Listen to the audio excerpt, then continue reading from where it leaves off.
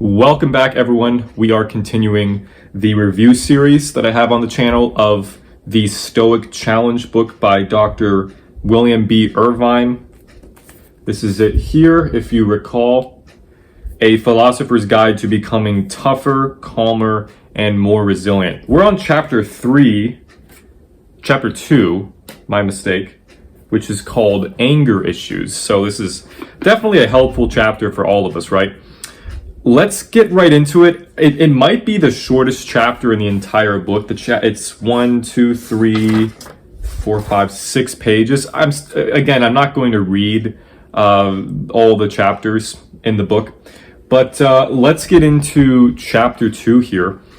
I'll read some different sections that I find very interesting or impactful and helpful, and I'll give my interpretation and kind of my response to it after. So, chapter 2, Anger Issues. Different people respond to setbacks in different ways. Some people are quite sensitive to them. Even a minor setback will have a significant impact on their emotional state, and after experiencing it, they won't bounce back quickly. They might feel incapable of finding a workaround for the setback. Or they might play the role of victim and complain to anyone who will listen how unfair it is that they were set back in this manner. They might go on to argue that because of their victimization, they shouldn't have to come up with a workaround. Someone else should have to do it for them. Most of us, though, are tougher than this. We respond to the setbacks we experience not by feeling helpless and defeated, but by feeling frustrated. In many cases, this response is involuntary. We no more choose to get frustrated in the face of a setback than a hay fever sufferer chooses to sneeze when pollen is in the air. It's just what we do. That's interesting, and that struck me on my first initial read-through of the book. I have never really thought of it before as far as our automatic responses to anger, to these kinds of stimuli. But he says here, in many cases, this response is involuntary. We no more choose to get frustrated in the face of a setback than a hay fever sufferer chooses to sneeze when pollen's in the air. I think that example is a bit strange. I understand what he's saying. It's a funny example to use. It's not what I was expecting. But I haven't thought about that. He's saying for most people, most of us, we're not only tougher than these people who are professional victims, always playing the victim card, thinking that other people should be responsible for, as he says, really providing them or coming up with a workaround or solving their problems. Most people, I don't think, are like this. And as he's saying, most of us, these responses are involuntary. We don't even think about them. And that's interesting because if you're a fan of life tactics of this channel, you know that I talk about Stoicism quite a bit, reviewing this book, and I've started some videos on the meditations. I have a few videos actually on Marcus Aurelius's meditations, and I have the Succeeding with Stoicism series. So this isn't a Stoicism channel, although it may seem like it sometimes. It's a Stoicism inspired channel, certainly. And one big reason I think that some people are drawn to Stoicism is a way to look at situations that would make us angry in a different way. This is one thing I enjoy about Stoicism, is it presents a different perceptual frame or a different lens to look at situations that would make us angry. It challenges our normal responses, the responses we learned in childhood or previous preconceived notions, if that's the right word. Not preconceived notions, but it challenges us to think in a different way, to remind us that it's not like anger and frustration, especially to the extreme degree, is the only available or available response or the only option when something befalls us like this. And he's saying that it's involuntary. I don't know about that. Maybe that's true. I guess he's kind of I'm proving his point here that I don't often spend time thinking about, and I think we all should, but I suppose I don't spend a whole lot of time during my days weighing my options and being conscious of the choice I'm making to get angry or to not get angry in situations. That's very interesting. I'm not entirely sure about that. It's not like I'm going to agree with him on everything in this book, though he may very well know more about this than I do. But it's very interesting perspective, at least. And if nothing else, it's an important reminder for us to try and stay consciously aware of how we're handling situations and people or interactions with others throughout the day. Things like journaling help this. I've made a few videos, I think more than one video on this channel about journaling. And that's one technique. Meditation, journaling are, you could say, techniques that help bolster this and help increase the likelihood that when we're in these situations throughout the day, we're going to be consciously aware of them. We're going to watch ourselves, watch how we act and react in these situations. I think it's a very important thing. So we'll move on and see, look, that was 2 paragraphs and I've spent, 4 or 5 minutes on that. And it shows you how thought-provoking this book can be, especially if you really pay attention to what he's saying, really take the time to read these and understand and comprehend these concepts. We'll move on here. Like I said, not going to read the whole chapter, but I'll find bits that I find were interesting. Here's another part here. When we become angry, we have 2 options. We can either express our anger or suppress it.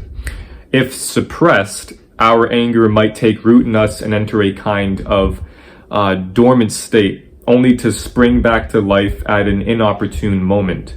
A year after experiencing a setback that angered us, our anger might flare into our consciousness again. Furthermore, these anger flashbacks can continue for decades. As people age, they forget a lot, but they cling to old wrongs that were done to them. A 90-year-old woman who doesn't know what day of the week or even what year it is might nevertheless be able to recount in a fair amount of detail and with renewed ire an incident that upset her half a century ago. So suppose that instead of suppressing our anger, we express it. We do so in a manner that breaks the law, and we might end up in prison. And while expressing anger in a socially acceptable manner may or may not hurt the person at whom we're angry, it's certain to have a negative impact on ourselves. That's interesting. I've seen that theme throughout different philosophers' thought processes and their subsequent or consequent writings in Stoicism. Marcus Aurelius is one that always comes to mind because the Meditations is chock full of, among other categories of topics, he talks a lot to himself, of course, about how to respond to people. My previous video, of course, I talked about the first passage of book 2 of the Meditations. And in that, he's reminding himself about the kinds of people that he's going to deal with on a day-to-day basis. And it is it's him preparing himself for who he's going to come into contact with, of course, and also to run through these emotions in his head. Anger is one of them. And he talks to himself, again, to use Marcus in the Meditations as an example here. He is frequently throughout the book reminding himself about the dangers of anger, or at the very least, the dangers of unbridled, uncontrolled anger taken too far. Now, I've said this, I think, in previous videos.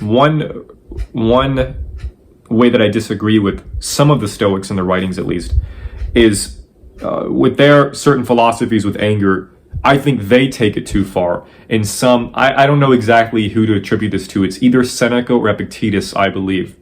One of them, and one of the quotes attributed to them at least, is talking about anger. It might be Seneca and his work on anger.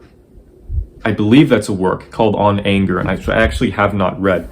So I'm not an expert on this stuff, but he has a line, if I'll paraphrase it correctly, saying something about how anger is evil and always detrimental to us, and that we need to not only try and control our anger, but really try to not even feel angry at all.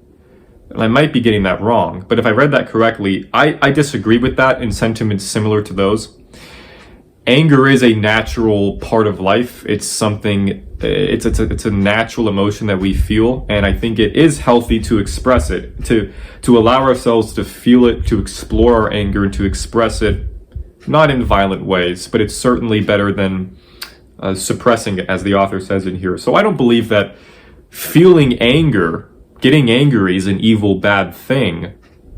It's just how we go about expressing it. And I'm certainly not the first person to say that.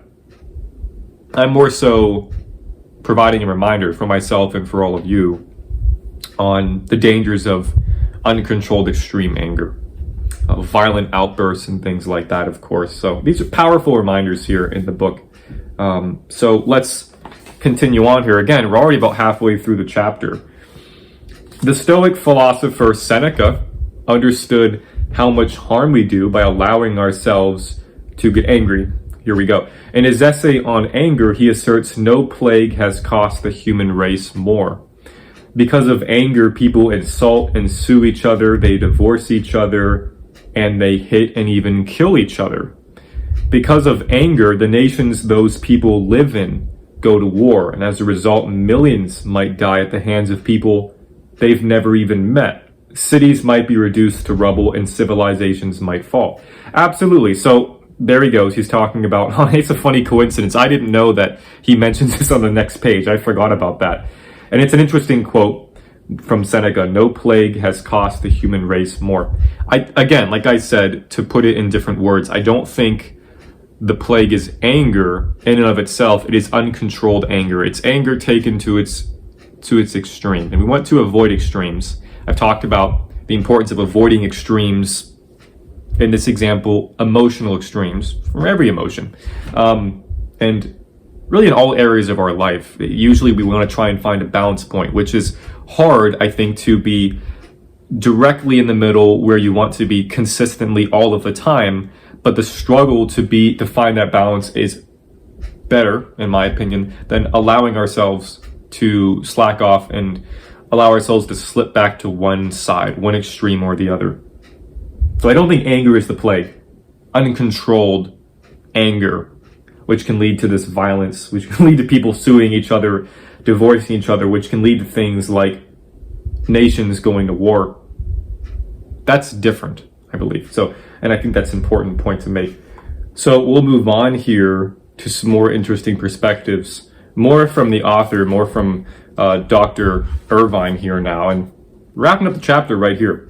So what should we do when we feel that someone has wronged us? Our first objective, says Seneca, should be to avoid getting angry at all. That way we will have no anger to deal with, and therefore no anger either to express or suppress. Lots of people will immediately dismiss this advice. We don't have it in our power not to get angry, they'll explain. It's just what people do. I would argue to the contrary. Although I would not describe myself as an angry person, I'm certainly capable of anger, but the role it plays in my life has changed as a result of studying Stoic philosophy. So this gets interesting here. My epiphany regarding anger came at a doctor's office. It's my custom to bring along reading material to medical appointments since doctors are often so late. On this day, I had brought, what else? Seneca's essay on anger. The doctor ended up being an hour late, and during that hour, I made an interesting discovery. Although I knew full well that I had every right to be angry at her for making me wait, I just couldn't bring myself to do so. Seneca had me convinced that it would be a foolish thing to do, that by getting angry, I would only be hurting myself. This incident demonstrated the possibility of thinking my way out of becoming angry, something I had previously thought was impossible. As a result of this epiphany, I started paying attention to the role anger played in my life. In traffic jams, I watched myself yell at the drivers of other cars. They couldn't hear me though, and even if they could, they were as stuck as I was, and therefore could do little other than what they were doing. So why yell? Wasn't it because yelling made me feel better? It might indeed have done so, but only for a moment. Then my anger would rise again.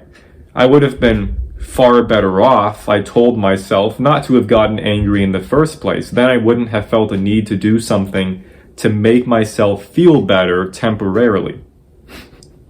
That's a very relatable one. As I continued my investigation of anger, I gathered additional evidence of the harm I did by getting myself angry. I found myself, for example, yelling at the politicians I saw on television. Wasn't this foolish behavior, inasmuch as they couldn't hear me?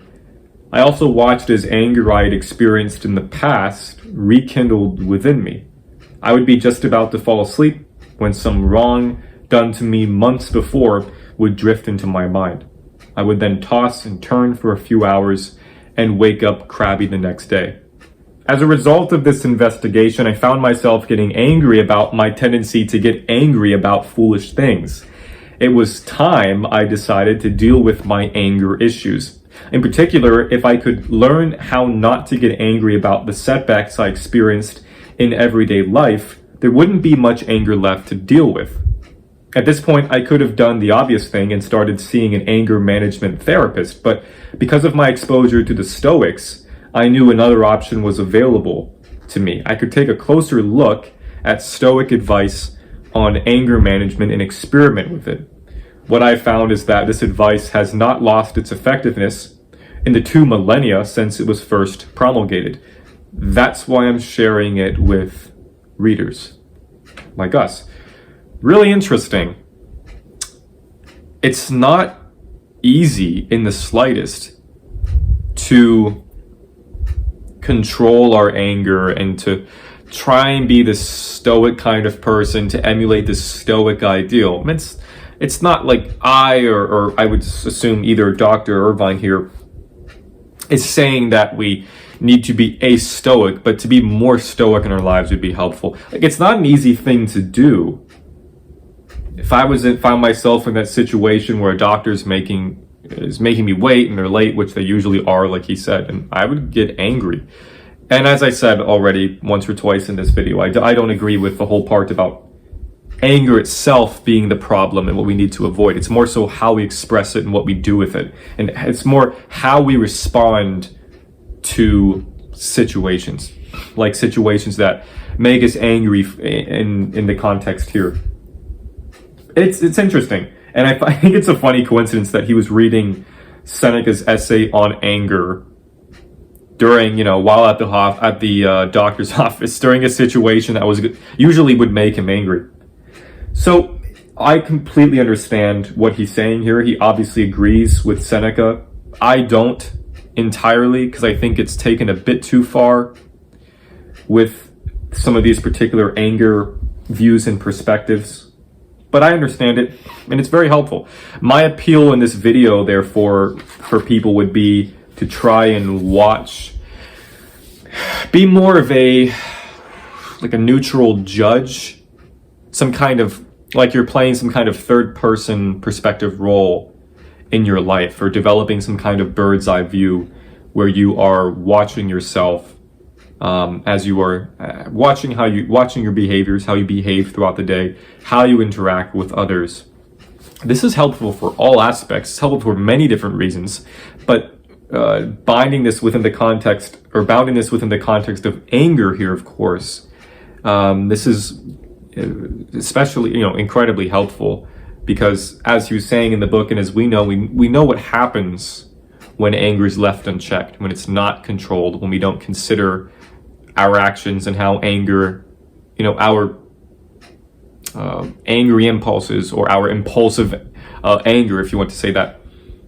Again, I'm not the first person to say this, but I hope this is a powerful reminder for us to watch these things. And he's saying here, also the last bit I'll also comment on here, is he was saying that he could have gone to an anger management therapist. I don't know if his anger issues are really that extreme. From this one example, it doesn't seem so. I mean, if he was flipping over tables at the doctor's office and screaming at people because his doctor was an hour late. I mean, I get it. I'd be very angry too. I wouldn't take it to that extreme, and that's not what he's documenting at all here. So I mean, I can't speak to that. I'm not Dr. Irvine, of course, but those are my thoughts on the chapter 2 of the Stoic Challenge book by Dr. William B. Irvine, A Philosopher's Guide to Becoming Tougher, Calmer, and More Resilient. I'm really enjoying this book.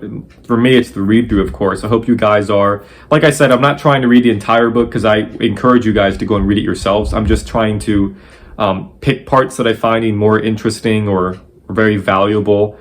This chapter was somewhat of an exception. I didn't read the whole thing to you guys, but I certainly read most of it because it's such a small chapter. But I'm doing this really to encourage you guys to pick up the book, The Stoic Challenge. Very interesting. I don't agree with everything Dr. Irvine is saying in the book, and I don't think you would find anyone who is. But regardless, it's still a very interesting and important and valuable read. So hope you guys enjoyed my review of chapter 2 of The Stoic Challenge by Dr. William B. Irvine, author of A Guide to the Good Life. And with that, I will see you guys in the next video. Peace.